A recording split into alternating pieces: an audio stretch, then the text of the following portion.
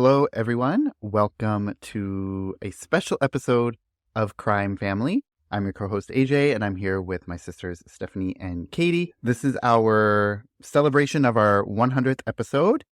So our finale of season 5 actually was our official 100th episode, but we just wanted to do a retrospective one just to chat about the show. And I feel like just the nature of the way that we do the show, we don't ever really get the chance to just have a, sit down or a casual conversation about things. It's much more of like, a focus obviously on the case. So this is our opportunity just to chat amongst ourselves about how we feel about the first 100 episodes and the podcast in general and what we've learned along the way and things like that, or whatever else comes up. We don't really have a script or a agenda or anything, so we're just gonna kind of shoot the shit or talk off the cuff or whatever. So I guess I'll just hand it over to you two first. Like, how do you feel about hitting 100 episodes? Did you ever feel we'd get this far, or what are your thoughts?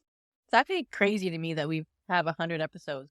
In a way, it feels like we've done more, but also feels like we've done like way less. So it's like, I don't know, so crazy. Yeah, I feel the same. I feel like I can't believe it's been 100 because like I said before, it feels like we haven't done 100. Like it feels like way more than we've actually done.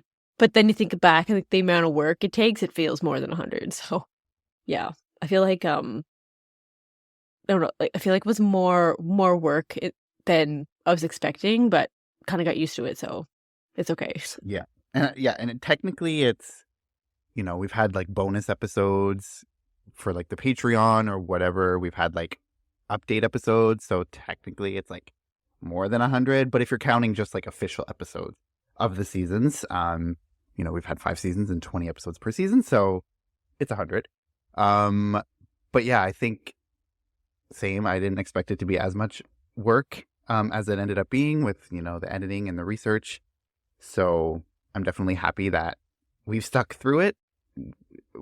Hitting 100 episodes, considering how much work it was. Yeah, especially in the beginning, like sometimes we go back and like re-record a whole episode because like, oh, that doesn't sound good, or like, oh, that sucked, we have to do it again. We'd like re-record the whole thing. So thankfully we don't have to do that anymore. Yeah, I remember the first episode that we did. I do remember recording it like 3 times. I know, actually 3 times. Yeah. So yeah, hopefully we've improved since then. We don't have to do that. But also I think we've learned just like, A, it doesn't have to be perfect, and B, we just know like how to edit around it or to like not have to re-record the whole thing. Like we can record sections of it or whatever, right? I was just thinking like the other day, like when you said it was 100 episode, I was like thinking to myself, like I can't even remember all of the cases that we've done. So I had to like look back and to see which ones we have done. And I was like, oh yeah, we did this case. And I was like, oh yeah, I forgot about this one. To me, like, I remember when our very first episode, we had like you guys were saying, like we had to do it so many times. It's like, kept telling to myself, like, this was just like a hobby for us. But like, it came more of like a second job, even though we weren't getting paid, but like a second job because it was so much time consuming. And I'm like, I don't know if we're all 3 of us are cut out to continue this on, but I'm so glad that we did that. I know. I felt like I was, I don't know, trying to be a perfectionist. So it was like, oh, this doesn't sound good. Like the editing, I would spend hours and hours editing, like, and only be like 20 minutes into the episode. So now I think we're just better at recording, so it doesn't take as long. But yeah, I definitely feel like I was putting way too much emphasis on the little things, especially starting out. So it was way more work than I was expecting. When I first started, I was like, oh yeah, I can do this. I can do cases and like talk about them. But I realized that you guys are way better at talking about cases, and I'm just better at researching them and sharing my opinions. Like, I don't know, like I can't talk. Like, right, I can talk like this, like casually, but when I'm like, I don't feel like I'm under pressure and I have to like talk like very seriously. I don't know, it just doesn't work for me. Yeah, I guess I kind of struggled too with like how I wanted it to be like super serious and not, because I feel bad if we're like joking around and laughing in an episode, because I'm like, these are real people. This is like a murder case, and here we are laughing, having a good time. So I always struggled with like, oh, should it be serious completely, or should we have a little bit of our side banter? Because I'm like, I don't know, is that disrespectful? So I feel like I've gotten over that a little bit. It's just but yeah, in the beginning I was very like, everything has to be scripted, serious, exactly as it is on the page, but I think I've lightened up a little. I think that's one thing I struggled with too, is finding the balance, because at one point, like, I felt like, because even I actually got feedback from one of my friends like early on, and he was like, "Oh, I love the show, but one thing is I would love to hear more of like your dynamic or your interactions with each other," which was good feedback. But I feel like, because at first we were so focused on, the case, obviously, and we didn't really, what Katie was saying, want to, we're not going to make jokes or like, go off topic too much. But I guess finding that balance, I don't know if we've mastered it yet. I feel like we're always going to be trying to find the right balance, because there are some podcasts out there for true crime that are like comedy true crime shows, but they're talking about murderers, but it's like, it's classified as a comedy show. And I was like, I don't really like that. I don't feel like that's appropriate. I feel But the same. you also don't want to be like a robot just talking and not having any type of emotion. So I guess it also depends on the mood I'm into, because there's some podcasts I listen to where it's like just straight up the host, only the host, and he just like straight up facts, and there's no opinions, nothing. It's just very objective. So I mean, I like those too, though, but I think that's kind of hard when there's more than one person. So, yeah. And also, I think like one of the podcasts I listen to all the time is Dateline, and of course that's like professional, and they're all journalists and stuff, so it's very like by the facts. But then they've come out with a new section called like Talking Dateline. So it's kind of like we kind of combine what like our opinions and our banter in the episode, but for what they do is they have like the episode, and then they have an additional one where they kind of talk about their opinions on it. So that's kind of cool, but also kind of made me realize that I don't have to be as serious, because they were like, in one of these episodes they were talking, and there was like an earthquake happened, and one of the guys like, "Oh, there's an earthquake happening right now," and they were like, "Oh my god!" And like they didn't edit it out or anything, and then it's just like, "Okay, we can keep going now." Like, oh, like it doesn't have to be so official every time. Yeah, that's one of the things I struggled with, of like how we wanted to be so professional, like some podcasts out there, but it's like, we're not professionals. This is not what we do for a living, so it's like it's okay to like not talk professional. I mean, we can talk professionally, but it's okay to like have a little side banter or side comment, and it's like, because we're not professionals, even though we're doing like a serious crime podcast. And I also think, like, for me, I like opinion-based shows, whether it's true crime or whether it's like news in general. I like, because to me, it's like the opinion of someone or their personality is what makes it unique and interesting. Because if someone's just spouting the facts, like, I feel like anyone can do that, or I can just read it myself on a piece of paper. But it's like, I want to hear what people's opinions are. I want to hear their thoughts, their theories, and also get to know their personality, or like, have to enjoy their personality. So I feel like for me, that's what I look for in a podcast. So when it's a true crime show, it's like, yes, I like ones that are fact-based, but they also, I don't know, you can tell their personality. They're not just a talking head. They're just like a person who has opinions, but they're also talking about the case. So to me, I guess that's where I find the balance. But yeah, I guess if it's like respectful, obviously, then it's fine. Which I think, yeah, maybe we could incorporate more of that into the upcoming seasons, if we want.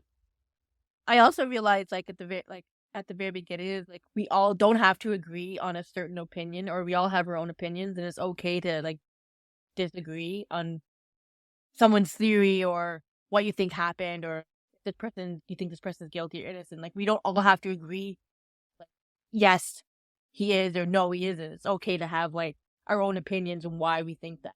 But I just remember at the beginning of when we first did it, I was like, I didn't want to like, I mean, we always like say our opinions, but I was like, I feel like we all have to agree on the opinion, or on like a certain thing. But like, no, we don't. We can all have our own opinions. That's what makes it better, if we all have different ideas or different thoughts. Yeah, it's interesting because going in, I thought our opinions would differ a bit more than they have, because for the most part, we've kind of agreed almost on everything, except for a few things here and there, which I thought wasn't going to be the case. But yeah, it actually, we do agree on more, I guess, because a lot of it is just obvious whether the person did it or not. But yeah, That's disinteresting. Yeah, I guess I also too didn't really know in terms of opinions, like where if we were going to agree most of the times. I mean, I'm still waiting for the time when like one of us just gets pissed off and leaves and like shuts down. No, I'm kidding. Just like fuck this and leaves, which hasn't happened yet. So who knows? Maybe season 6.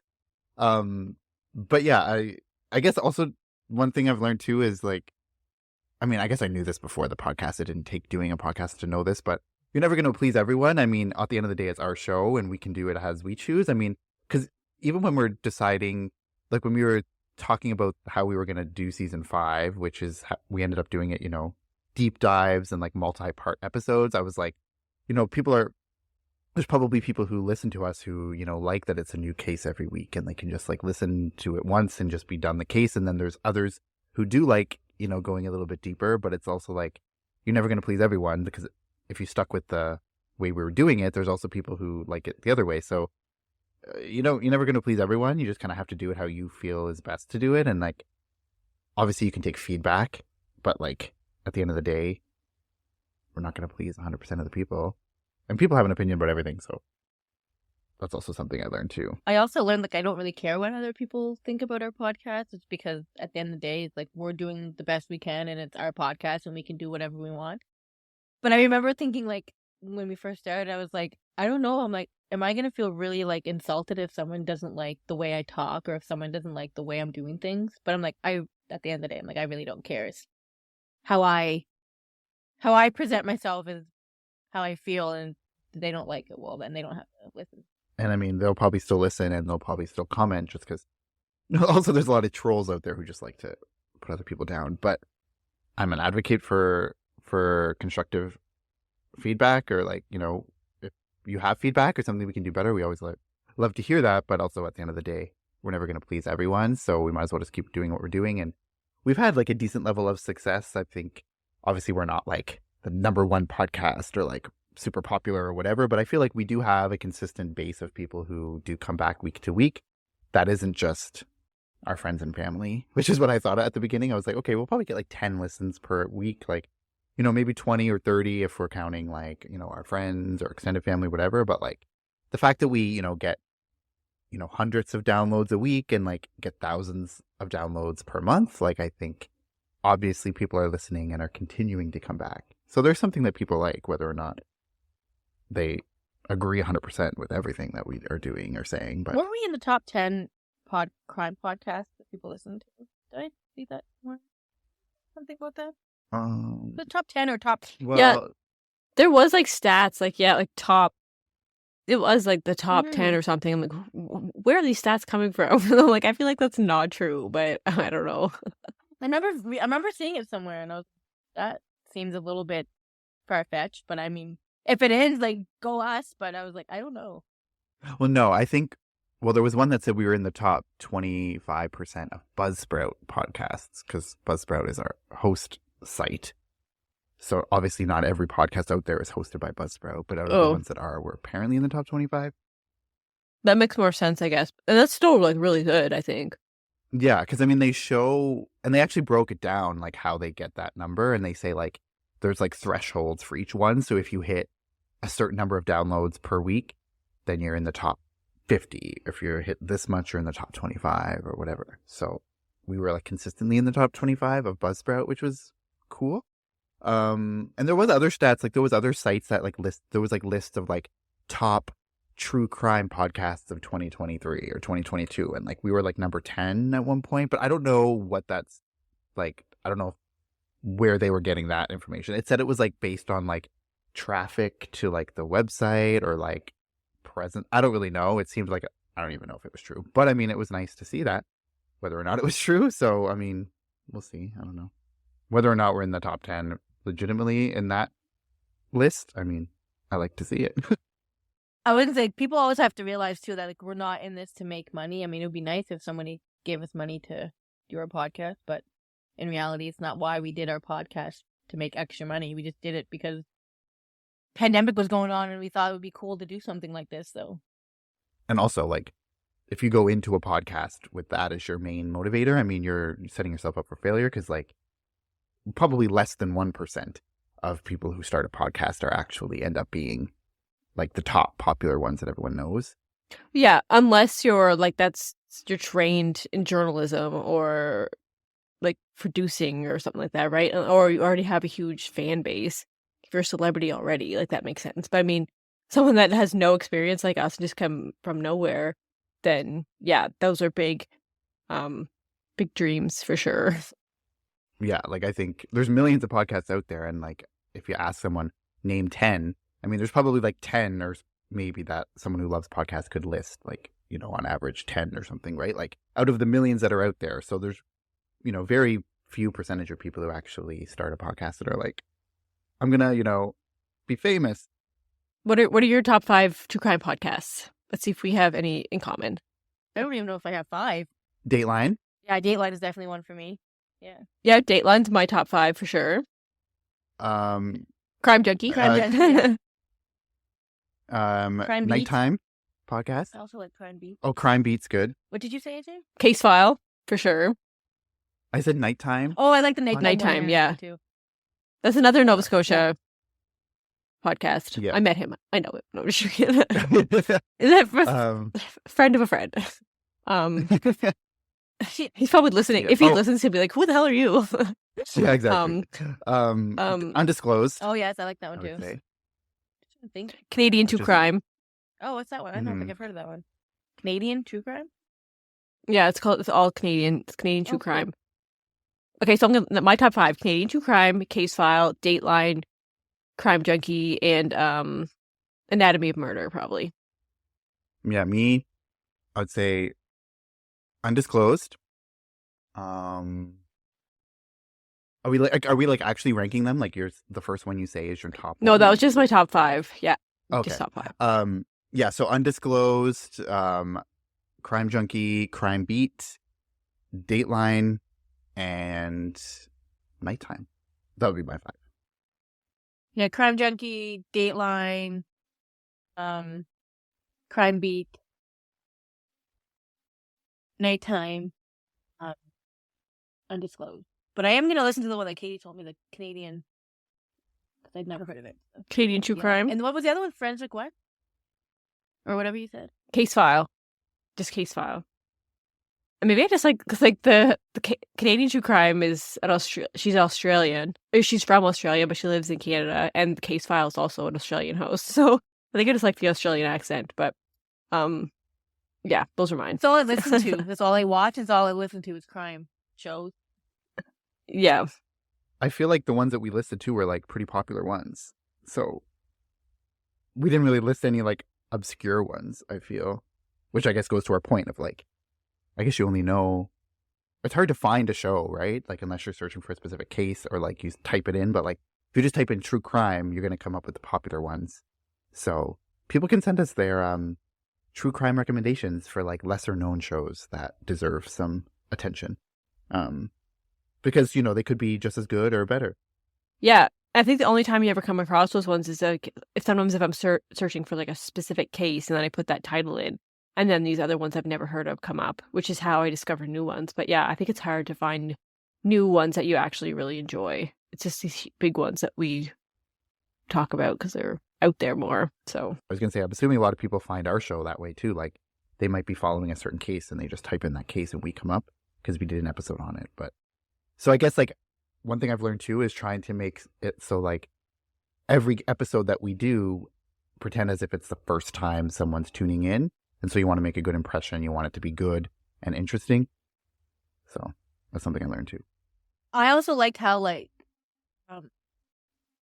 if I didn't hear about a case that AJ was doing or that Katie was doing, like I kind of like that. That way I'm more intrigued. Like I don't know what's going to happen. And I just find it more interesting if one of us doesn't know the case the other one's doing. I mean, not in this season because we all had to work together to put the case out. But I always like with the last four seasons where we each had to do a case. If like someone didn't hear about it, I kind of like that because it gives you like an opportunity to like ask questions and like because you don't know what happened or what went on. yeah, that's kind of the thing I missed this season was not knowing what was going to happen because especially when it's like a 4 episodes and you're deep diving, like there's not much you don't know about it already going in, like at the end of it. So yeah, that's one thing I did miss from the previous ones, where just not knowing anything and just going along for the ride with everybody else. Yeah, that was one thing I noticed too. It's like, because I like presenting a case like in previous seasons when I only knew it, I did the research, and you guys didn't know anything about it. I liked that aspect of like telling the story and hearing your guys' like genuine reactions when you're hearing all the information for the first time. So yeah, that was one thing that was missing just because of how we did this season.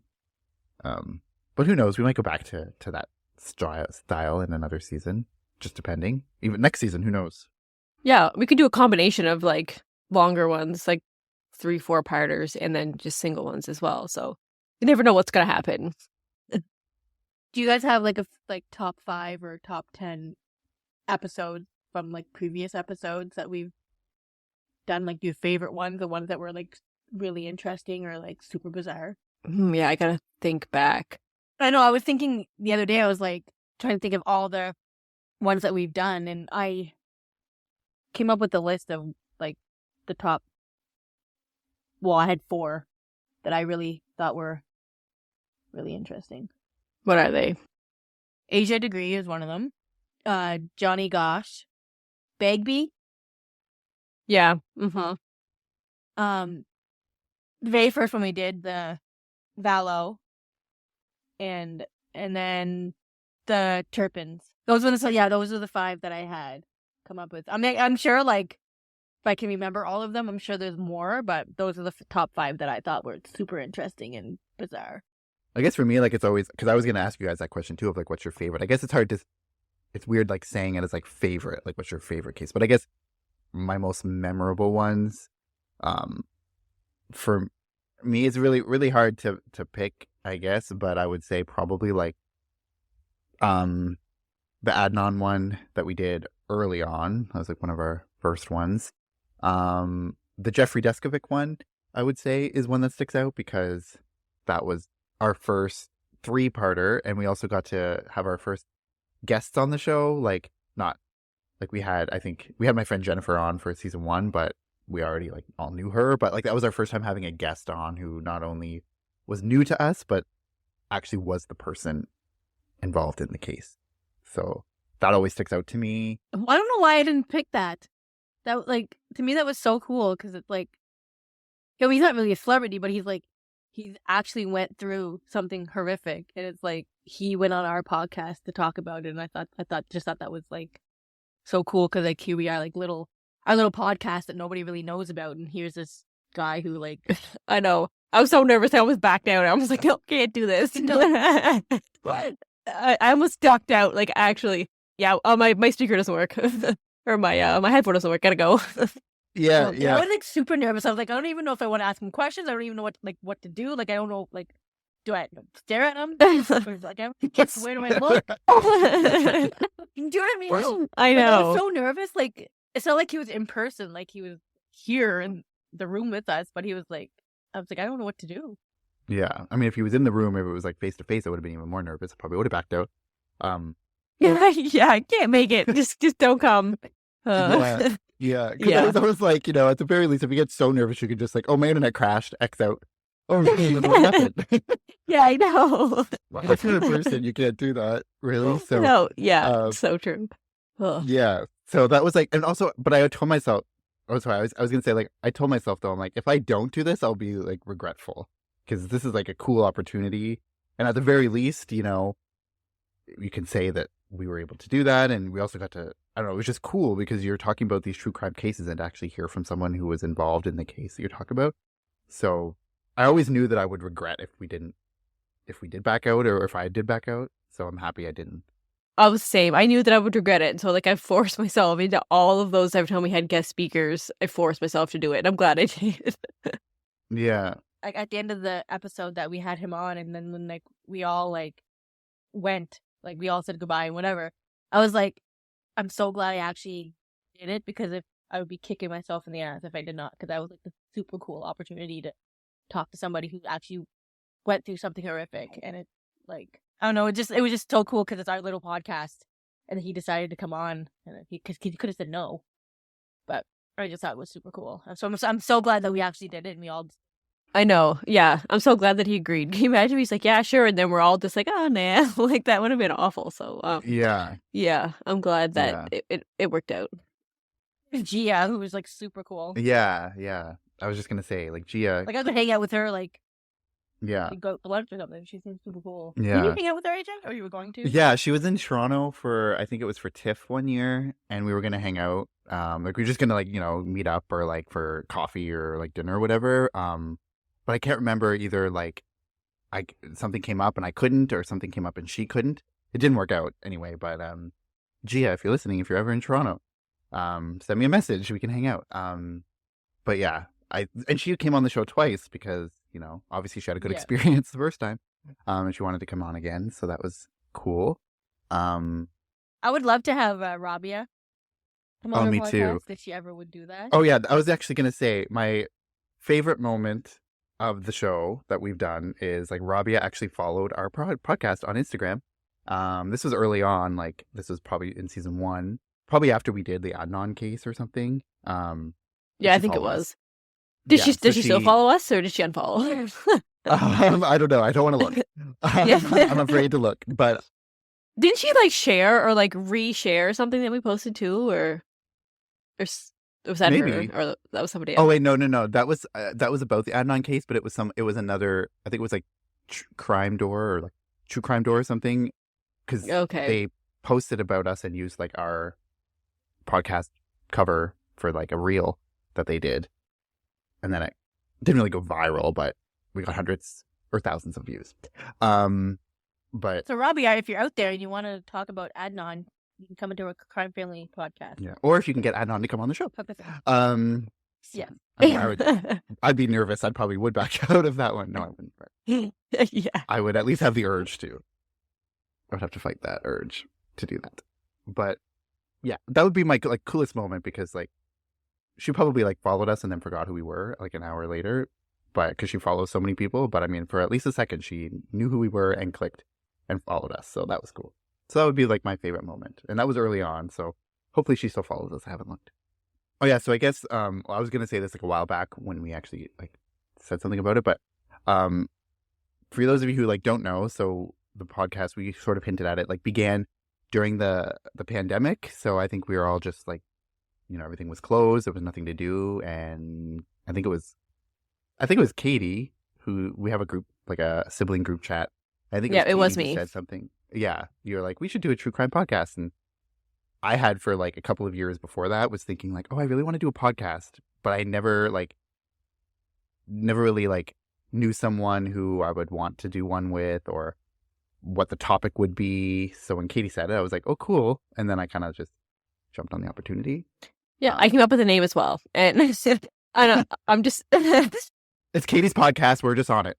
Yeah, exactly. I'm the main character. I'm surprised that we were all able to get our shit together enough to like actually do it. Because you know how you always talk about stuff and like plan it a little bit, but then it never happened. So I'm surprised we actually started, for one thing, and that we actually continued it. So that's big surprise for me. It's just I'm surprised like I kept with it, because it's just a huge commitment, and like throwing like your other like out your life outside the podcast. It's like so busy. It's like, am I really gonna have time to do this? And then I started school, and I was like, am I really gonna have time to do this at all? And I like stuck with it because I was like, this is cool and I want to continue to doing it. So yeah, it's like life was very unbusy when we started, because like we said, it was COVID. And then things just kept piling on, and we did stick with it. So yeah, that's good. Yeah. And also, I think, I don't know, most of you probably know this, but maybe you don't. Like, we're also recording this remotely. So all three of us, we live in 3 different cities in Canada, and we're all in different time zones. So we are recording remotely. So when I see, because a lot of podcasts have, like the video aspect to it, where like they're in a studio recording together. It's like, just keep in mind, like, we are not ever together recording. I don't think we've ever recorded an episode in the same room together. 2 of you before, didn't you? Didn't 2 of you try to do it one time at the same? I thought me and AJ did it, but he said we didn't. I think like maybe we were planning to, but then we realized like we only have one mic in the It room. just wouldn't work. Yeah. It just wouldn't work. But- Um, And we're also in 3 different time zones, so like we always have to make sure. Like for me, it's harder for me, or well, probably AJ too, just because it's like the later we go, the later into night it is for me.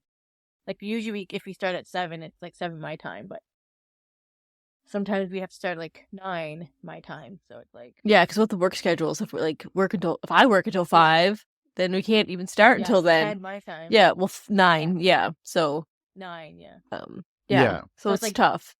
I don't know if people know that, like it's 3 different time zones that we're trying to schedule our recording with. And we used to do it on the weekend, but now we try to do it during the week because we don't want to fill up our whole weekend doing recordings because then it takes out away from other stuff. But yeah, like Steph lives on the east coast of Canada. Katie lives on the west coast, and it's a 4-hour time difference between them. And then I'm like in the middle. So, yeah. So just like Katie said, like when she's working, she gets off at 5. That's already 9 p.m. for Steph. So even if Katie can't start right at 5, it's like 5:30. Then that's already 9:30, and we record for a couple of hours sometimes. And Steph, like, you know, if she had to go to work early, she had to be up early. Like she can't really be up. I'm old and I go to bed early. Just kidding. Yeah, but like you're working, like you work early, like when Oh yeah. you had to be up at a Yeah. certain And time. I also have So or like I have 2 kids and they always wake up in the middle of the night. So it's like yeah, earlier for me the better usually. yeah. But So like, definitely when I go back to work, it's also gonna be mhm. we'll have to figure out that too. So like logistically, it's hard. That's why we did it mostly on weekends or exclusively on weekends, up until this season. But yeah, like Katie and Steph are both like on mat leave for the season, so it's easy like when you're not working during the day to get maybe day That's recording. gonna change too. Yeah, Probably in September. Yeah, for next season, it's gonna change because I'll be back at work probably. So yeah, I'll be back at work. Yeah. Oh no, I won't be if you do it in the summertime. But come September, we'll all be back at work, so we'll have to do it on the weekends. So yeah. So logistically, it'll be hard, and then it's hard too because we're not, you know, like we enjoy doing the podcast, but we're not making an income off the podcast, right? So it's hard, like, to give up. Before, I feel like in other seasons, like we almost felt like we were giving up our whole weekend, like because we would record sometimes on a Saturday and a Sunday night, and that's like, you know, so when you're working all week and then you have the weekends, but then you're recording on the weekends, which was the only time we could do it. It was hard. And then I feel like we would try to do it maybe during the day on weekends, so we'd have the evenings, but like it still didn't work out because, you know, you guys have kids and things come up during Yeah. the day, and it's hard. and then we get behind and we record, and then we'd have to edit everything in like a couple days and get it out. So and then we'd have to record the next one for the next week. So it was kind of like a super big commitment, and it's almost like it had to be like last resort kind of, because it was like obviously work would come first, family, and then we were all in school at one point, which you're paying for that, so that it takes priority too. So then it was like after all that's done, then you have to work on this. And you know, we didn't want it to be like shitty because we were busy. We didn't want to like skip out on it. So yeah, I feel like we did a really good job. We did a really good job considering how busy our lives were. So proud of us for that. Mm-hmm. Yeah, when we were all in school, it was a nightmare because like that was an extra thing. Yeah, Yeah, I know. All working full time, all in school. Like Jesus. yeah. So I was gonna say because a lot of people don't know. Like, I mean, before we did podcasts, I didn't know how much work it went into a podcast, and a lot of people don't know how much work it actually is to do a crime podcast. Like, you can do like a podcast of just like shooting the shit all the time, but when you actually have to do like research and stuff, it takes a lot of your time. And then when you have like schoolwork to do on top of that, it's like you have to do schoolwork one night and then research the next night. So you're like literally giving up all your evenings just to do podcasts in school. And it's like I don't know, some people might not realize that like it's a lot of work. mm-hmm. And during the pandemic, I think like that was not even a problem. Like it was like, no, I want stuff to do in the evenings where like nothing's open. I can't go anywhere anyway. I can't see anyone. So it's like, yes, give me a project to work on that will keep me busy, whatever. But then like as soon as like things started opening up again, it's like, well, now there are options on weekends. I can go see people. I can do things. So it became like, I remember thinking like, I was like thinking to myself, like when the pandemic's over, like, are we going to continue on? to myself, I was like, we're probably just gonna end the podcast after the pandemic's over because nobody's gonna have time to do it. But like Katie said, like it took a lot of dedication to continue on after the pandemic once we all got really busy. And we were like burned out too by the end of every season. I feel like the last few episodes of every season was always a struggle for me. Like it was just like trying to get through it. And also too, like you want to do it well, because you don't want to put something out there that's absolute shit, but also because like we said earlier, like these are real people and like they're real lives. So it's like you want to feel like you're doing it justice when you're telling the story. It's like you don't want to sound like you're just like over it and don't care. So it's like sometimes hard to like push through those last few episodes, even though because there was so much happening and whatever. So that's why I feel like we took an extra long break before season 5 because we were just, I know I was like feeling it a little bit, all the burnout or whatever. And then, so I definitely felt like this season went by the fastest. Like we kind of flew through the episodes. I didn't really feel that like heavy feeling of burnout, that I probably was feeling for the other ones. And also like Steph said, there's different levels of work that go into a podcast, right? Like, yeah, you can have a podcast where if like every episode was just this, what we're doing now, which like doesn't really take much pre-work, right? You're just like no script, no research, you're just talking. Anyone can sit there and do that, and yeah, it's fine. But like when you're doing a crime one where you actually have to do all the research, and then we also don't have like a team, right? We don't have editors, we don't have like researchers, which Yeah, or like fact checkers.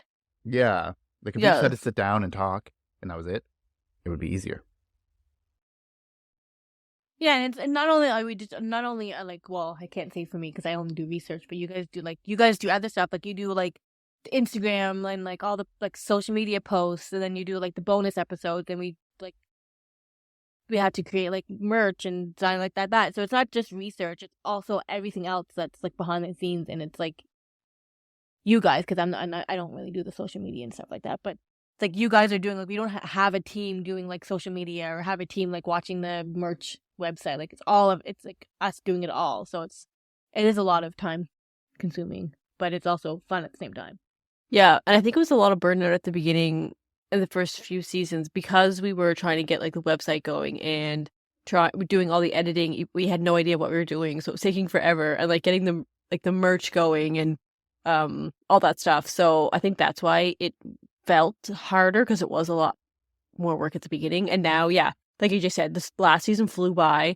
I think it's because, I don't know, I think we're just better at it. It's easier to edit now because we know what we're doing and we know how to talk and like go back and say things to make it easier to edit. So yeah. And like, I mean, if we didn't edit it as heavily, it would also be a lot easier. But I feel like I liked having like the polished edited version rather than just kind of like candid, not edited. You know what I mean? Some people have that, which is fine, but I like having it nicely edited.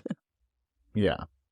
And so I think the season felt easier to get through, just like workload wise. Also, this was the first season I think that I wasn't in school for. Every other season, I think, except maybe the first season, but every like seasons 2 to 4, like I was in school. So there was just an added thing. Like, yeah, it felt like homework on top of homework that you already had to do. So I think that also made a difference too. But overall, I mean, there must have been something that we enjoyed. I mean, here we are sitting here and like complaining about the work and all that, but obviously there's something that we enjoyed out of it. Otherwise we wouldn't have stuck with it. Yeah. I think there's like we could have quit at any time, but we decided to keep going. So yeah, that says something. Yeah. And like, I think there's a stat out there that's like, there's like the 7 episode hump. Like most podcasts don't make it past episode 7. So I think there's a thing like, if you can get through the first 7 episodes, then I think you have like a significantly higher chance of actually continuing with the podcast. So yeah, I don't know how true that is, but I feel like I've seen that out there. That's like, it really takes 7 episodes to determine whether it's like going to be a long-term thing or not. Because most people probably realize like, oh, it's a lot of work, it's a lot of time. And especially if you're just starting out in your first 7 episodes and you're not like getting a following or making money or anything, like you really have to be like interested and passionate about what you're doing. Otherwise, especially when there's no like return on your hard work, you're working and you're editing and you're doing all this stuff, but nothing's really coming out of it. Yeah, you really have to like want to do it. because there's no reward per se. And yeah, and if we ever decide to like take a break or leave, we'd obviously, I think, tell everybody, because I've listened to podcasts before where they just like never come back, and it's like been years, and you're like, oh, I guess they're not coming back, and they like never have an exit, they never say anything, they just one episode, like just one day, that's the last episode, they never come back. So I don't think we'll ever do that to you, so don't worry. Yeah, you'll know. I think if we're not coming back, I would say. The longest break we've had was the one that we just before we did season 5. I think that's the longest we've ever. Yeah, that was because I felt the most burnt out definitely after season 4. Yeah, it was just like getting to be too much almost. So we definitely needed that long break. Like, I'm interested to see how far we can make this podcast go. Like, thinking the other day, like how many? It's already been what, like 3 years, hasn't it? Yeah, we just surpassed our 3-year anniversary a couple months. Which is crazy to think about. It's been 3 years already that we've done this. I'm just thinking to myself, how long do you think we could go until like one of us doesn't want to do anymore, or like we just don't do it anymore? But I feel like it's one of those things that we're always gonna want to do it, because true crime and crime in general is like runs in our family. Like, everybody likes to learn. I shouldn't say crime that run in our family, but like documentaries and crime, like, the interest in it, listening to crime. But yeah, and so I feel like it's never gonna become boring to us. No, and there's never gonna be a shortage of material, which is not a good thing, I guess. But you're never not gonna have a case to talk about, because there's always gonna be a case, old or new, out there. So yeah. And the cases that we've done, there's always gonna there might be updates, so they're always gonna be like always something to talk about. Yeah, and also I think there's really dependent on how you do it, like to keep it fresh and interesting for yourself. Like, I think maybe season 5, maybe we can all agree, it's like maybe it reinvigorated our interest in it, because just the way we did it, like it was more manageable, it flew by quicker, we didn't feel the burnout as much. So it's maybe like the style how we do it, and like maybe the way that we do it also can play a big part in whether it will still be maintaining an interest in doing it and all of that stuff. So I would say overall, like, the way we did this season, I think, was a success, just considering how it like made us each feel. Like, it made us feel a little bit less burnt out, and a little more manageable.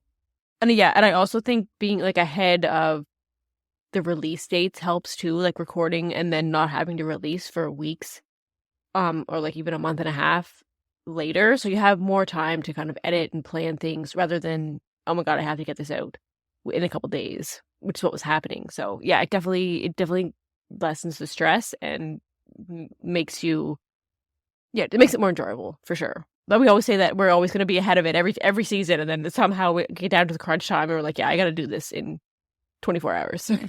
Yeah, it's like the episode comes out in a day and I am not ready at all. Yeah, and I got to start editing. Yeah. So.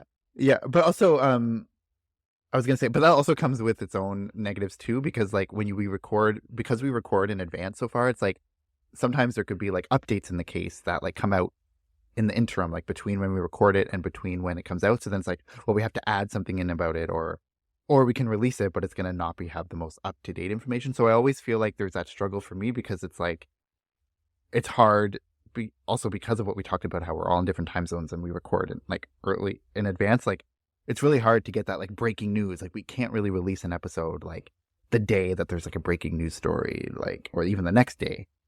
Like, if we do it, it's going to be like a couple of weeks when it actually comes out. And then by that time, there's even more updates from the initial one. So it's like, it's hard to like keep on top of it, and like and the other podcasts are going to like, they have daily episodes or whatever. Like, they're going to be breaking that news to many people before. So it's always feel like we're kind of fighting that, like, it's old news by the time we get to it. Yeah, that's true. But also I feel that people that are able to get the breaking news and have an episode like that day or the next day, like it's like either their full-time job or they have a whole team that can help them. Whereas we can't just drop everything and record an episode and then release it the next day. So that's the difference.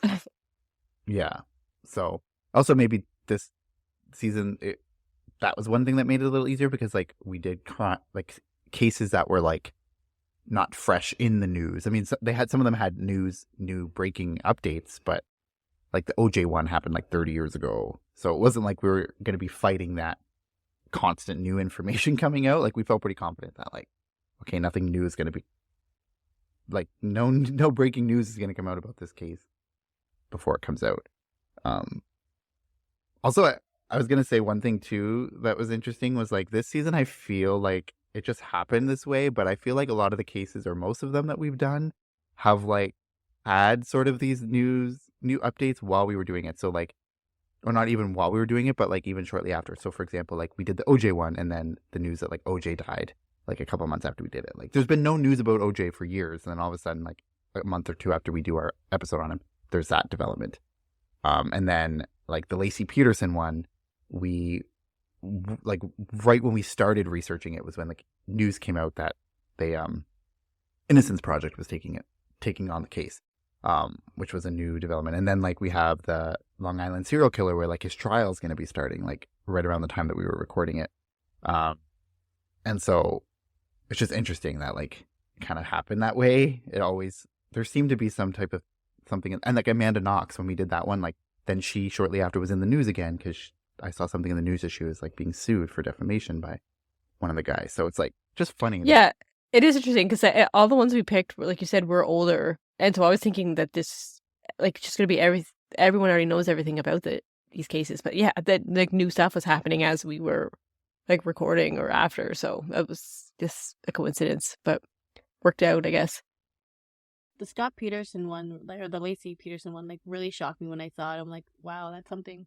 Because I haven't heard like anything about the case until that time when that came out, and I was like, that's very interesting that they decided.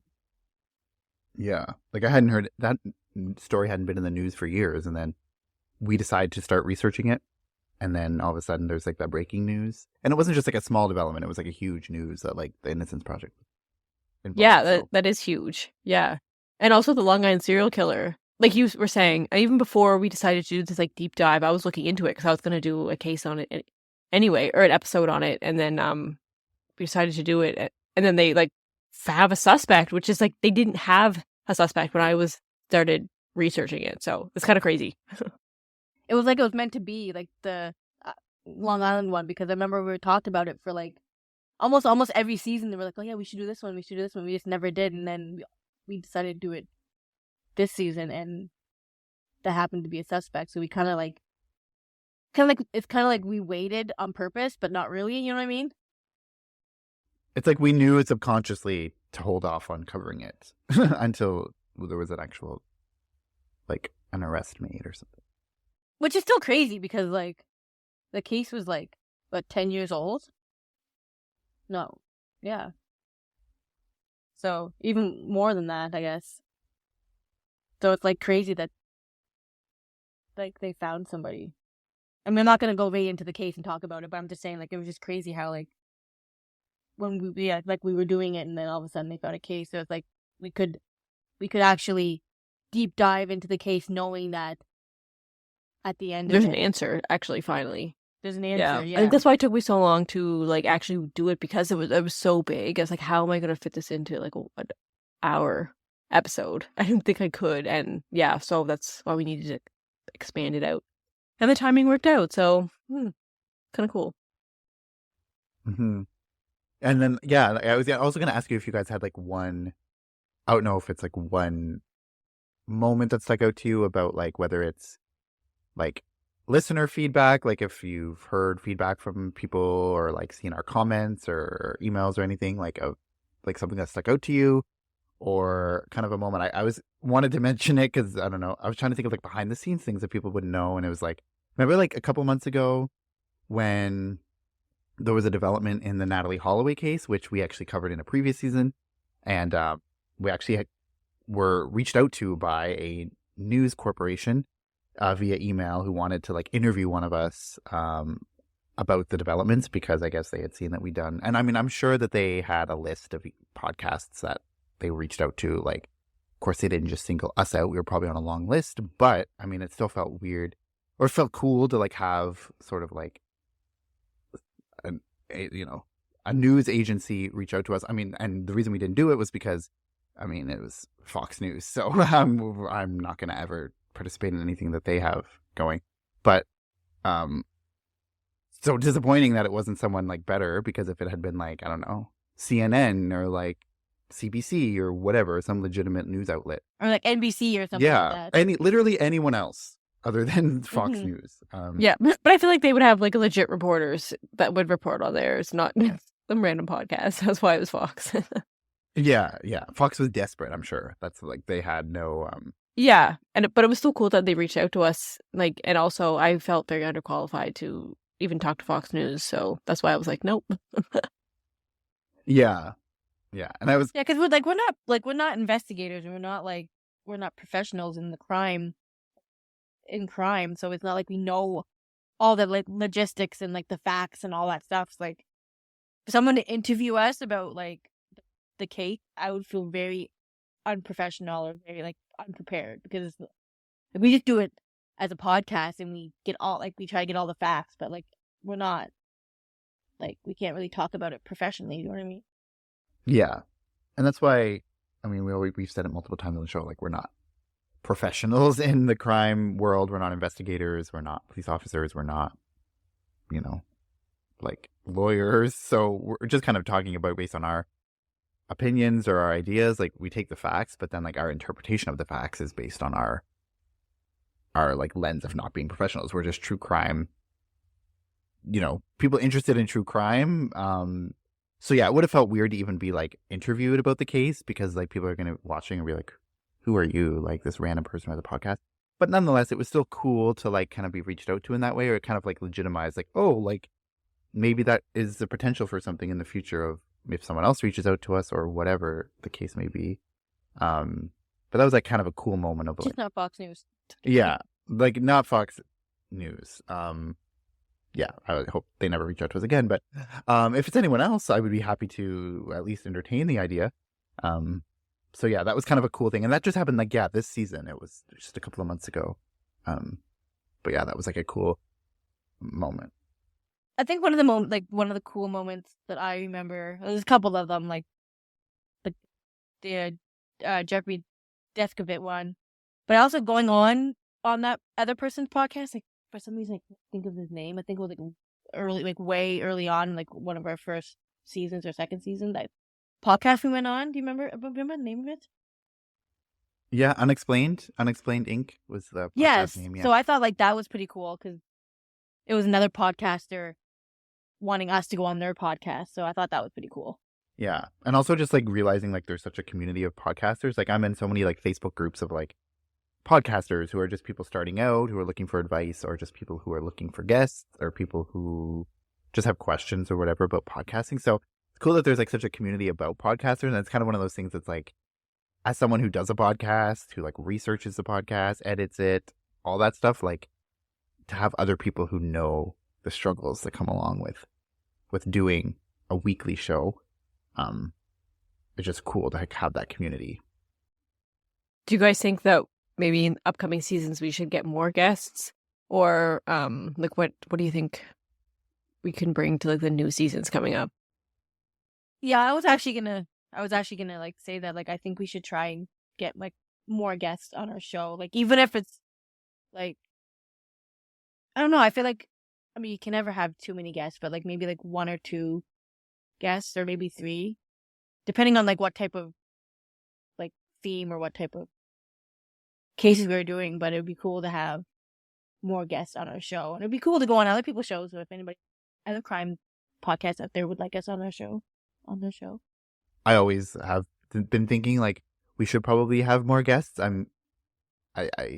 We did have quite a few, like in season 2, we actually had, I think like 4 maybe in season 2, which is like, then in the other seasons we had barely any. So I would like to have more guests. I think it just keeps it like fresh and interesting, and it's like just so cool that you can like interview someone, not even like interview necessarily, just like have a conversation with them.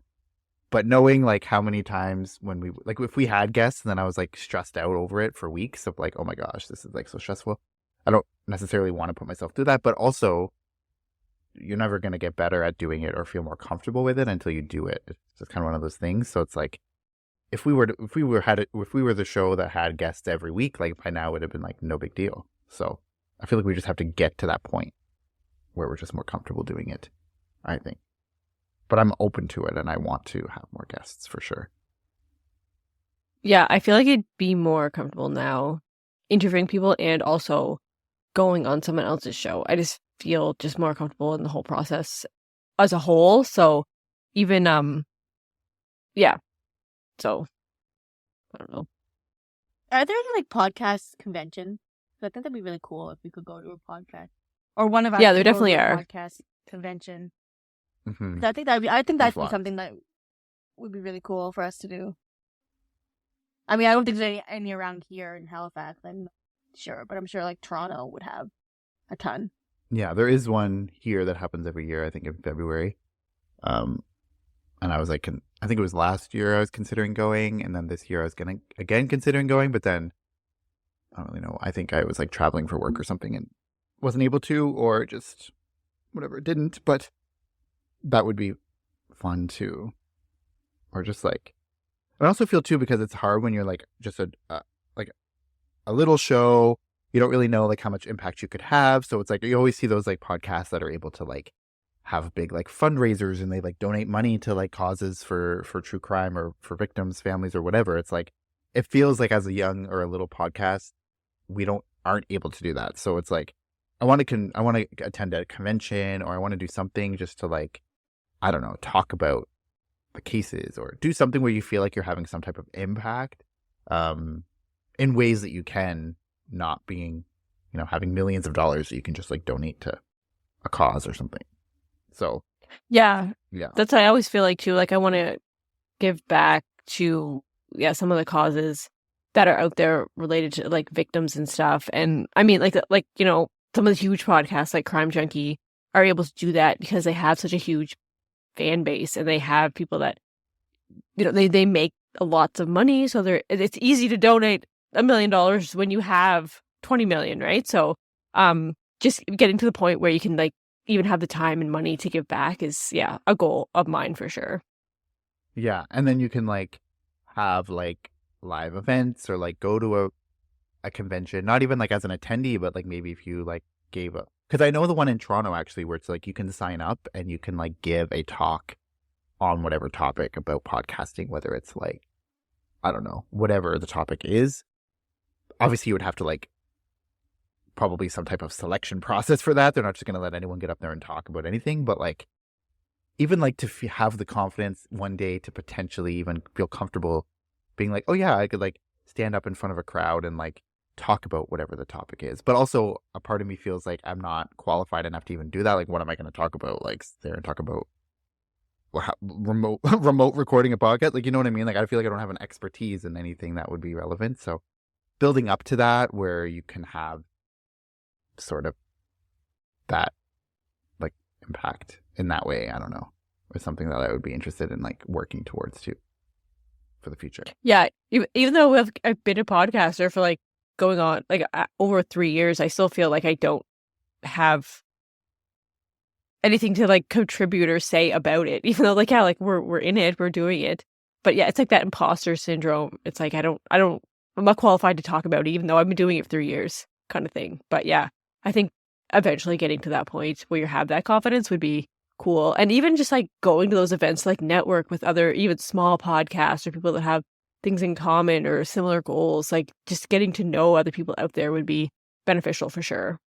Yeah, because like you never know who you're gonna network with, where it'll lead. Like it could also, even if nothing, you're just like meeting new people and getting to know about them and their shows and whatever. Like, but also you have the potential where like maybe they have you on their show, which could lead to something. Like you never really know. So I feel like you have to put yourself out there to attend. So the one in Toronto, who knows, maybe 2025, I will attend that one. Maybe with one of you, if you want to come to Toronto and do it or something. I don't know. But yeah, and also like just trying to think, because now we're kind of wrapping up the season, season 5. So thinking about what we can do for the next season, how to keep it continually interesting, not just for the listeners, but also for us, like doing it, what makes us excited about doing it. I have some ideas that I'm gonna, maybe once we stop recording, I can throw it out there, because it's not confirmed. But yeah, we have 100 episodes down. I feel like we've done the grunt work to get through like the growing pains of starting a show, which we're still going through. I mean, we're never going to be perfect, I feel. There's always something we can improve on, whether it's our sound quality or our whatever, our research or whatever.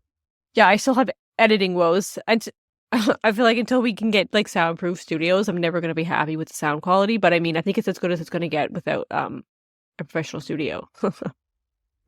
Yeah, so it's cool to say like we have 100 episodes under our belt, and who knows if we have another 100 episodes in us to go for 200.